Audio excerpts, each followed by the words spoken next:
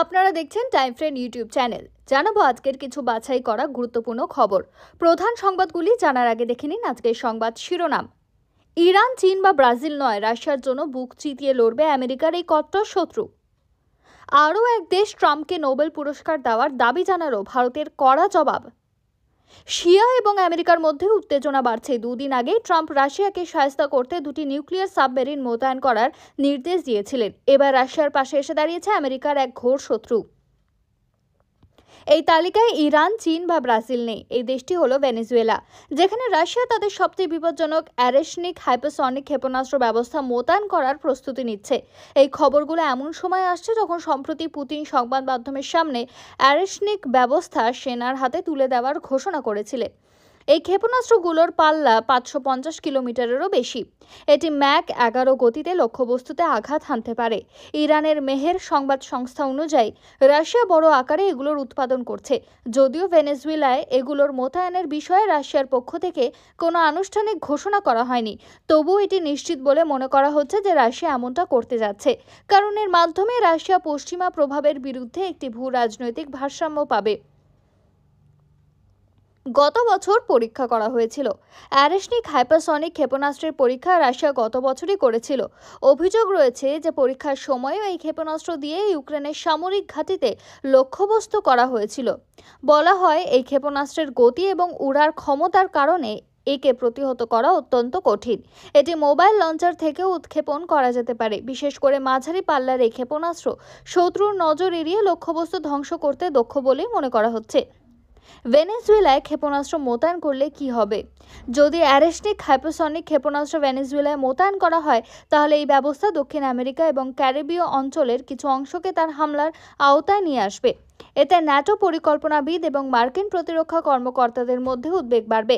বিশেষজ্ঞদের মতে রাশিয়ার এই পদক্ষেপ কূটনৈতিক প্রতিক্রিয়া বাড়াতে পারে, যা অঞ্চলে উত্তেজনা আরও বৃদ্ধি করবে।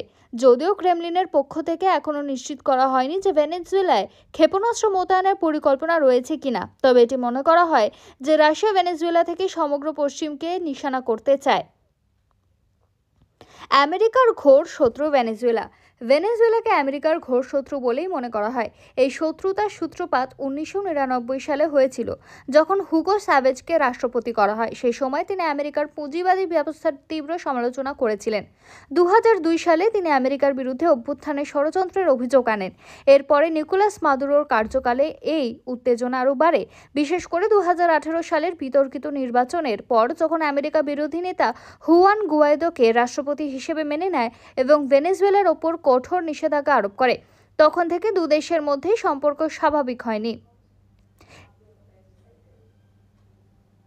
পাকিস্তান, ইসরায়েল সহ বিভিন্ন দেশের পর এবার কম্বোডিয়াও আমেরিকার প্রেসিডেন্ট ডোনাল্ড ট্রাম্পের জন্য নোবেল শান্তি পুরস্কারের দাবি জানালো।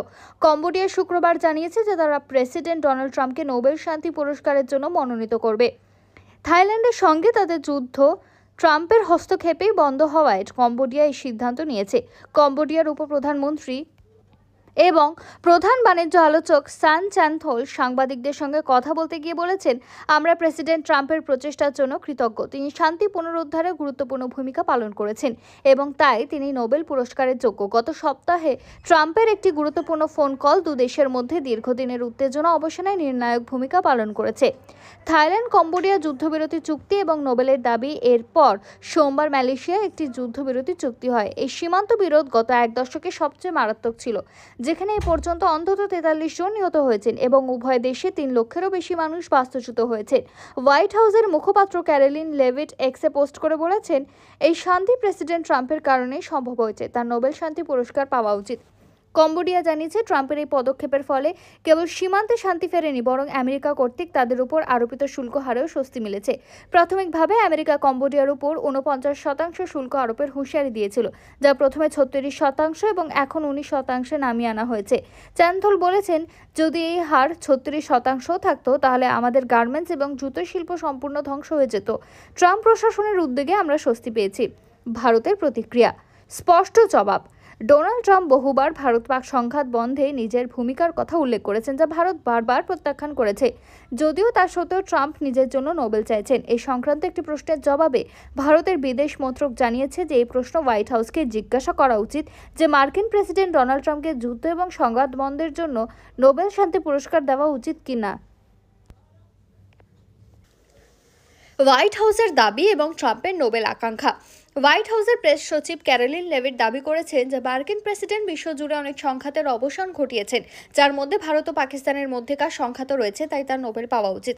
লেভিট বৃহস্পতিবার হোয়াইট হাউসের সাংবাদিক সম্মেলনে বলেছেন যে ট্রাম্প থাইল্যান্ড এবং কম্বোডিয়া, ইসরায়েল এবং ইরান, রুয়ান্ডা এবং গণতান্ত্রিক প্রজাতন্ত্র কঙ্গো, ভারত ও পাকিস্তান, সার্বিয়া এবং কোসোভো ও মিশর ও ইথিওপিয়ার মধ্যে সংঘাত শেষ করেছেন।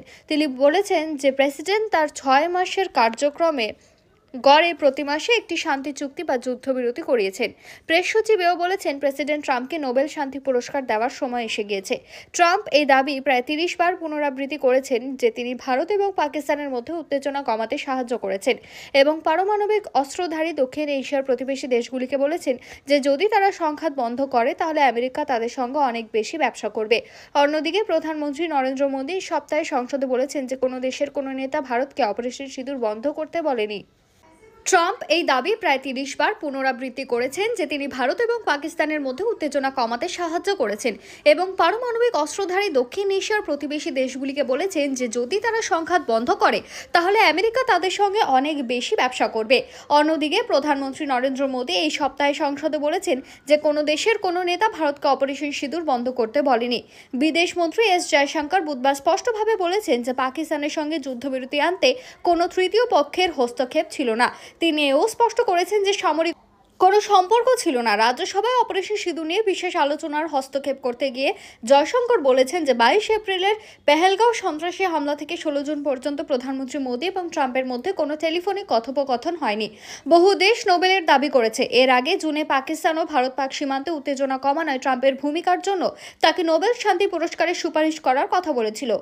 অন্যদিকে গত মাসে ইসরায়েলের প্রধানমন্ত্রী বেঞ্জামিন নেতানিয়াহু ট্রাম্পকে মনোনীত করার ঘোষণা করেছিলেন। আলফ্রেড নোবেলের ইচ্ছা অনুযায়ী নোবেল শান্তি পুরস্কার সে ব্যক্তিকে দেওয়া হয়নি যিনি জাতিগুলোর মধ্যে ভ্রাতৃত্ব, স্থায়ী সেনাবাহিনীর বিলুপ্তি বা হ্রাস এবং শান্তি সম্মেলনের আয়োজন ও প্রচারের জন্য সবচেয়ে বেশি বা সেরা কাজ করেছেন। নোবেল নিয়ে ট্রাম্পের লোভ নতুন নয়, তিনি আগেও এর দাবি করেছেন। সাম্প্রতিক ঘটনা প্রবাহে অনেক বিশ্ব নেতা এবং রাজনীতিবিদ ট্রাম্পকে নোবেল শান্তি পুরস্কারের জন্য মনোনীত করেছেন। আফ্রিকার নেতারা রুয়ান্ডা এবং গণতান্ত্রিক প্রজাতন্ত্র কঙ্গোর মধ্যে দশকব্যাপী রক্তক্ষয়ী সংঘাতের অবসানে ট্রাম্পের মধ্যস্থতার প্রশংসা করেছেন। গ্যাবনের প্রেসিডেন্ট ব্রাইস ওলিগুই নোগমা বলেছেন তিনি এমন একটি অঞ্চলে শান্তি আনছেন যেখানে আগে তা কখনো সম্ভবই ছিল না। আমি মনে করি তিনি নোবেল শান্তি পুরস্কারেরই যোগ্য।